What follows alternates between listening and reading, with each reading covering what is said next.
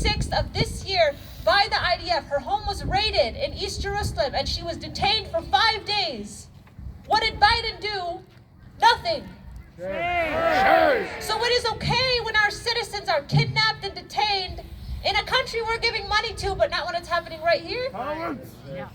So it is okay that we are watching the detention of 500 to 700 Palestinian children every single year for decades and decades under these liberal administrations. But it's not okay when our citizens are kidnapped right here. You want to talk about kidnapping? $540 million at the time of Biden's the end of Biden's administration in office. $540 million were being used to continue to sustain Guantanamo Bay and the imprisonment of at least 15 nationals without charge or trial.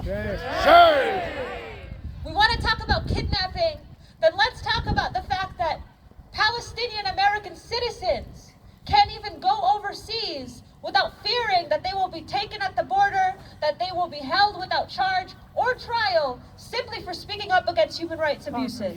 The biggest danger of Donald Trump isn't what he is doing right now. It is the fact that his sensationalism lowers our threshold. And it is lowering our standards such that when the next administration comes in, they will lay the groundwork for even worse policies once a new right-wing administration comes forward. And we're only going to focus on those policies and not the pipeline that made it possible. I want to end on this one note. Today is not just the anniversary of Land Day. It is the anniversary of the Great March of Return. On March 30th of 2018, Palestinians in Gaza started peaceful protests along the border of Gaza, marching peacefully along the border of Gaza to demand their return. Over 5,000 were shot with live ammunition. Over 300 were killed. Next time anyone wants to talk to you about October 7th, bring up the Great March of Return.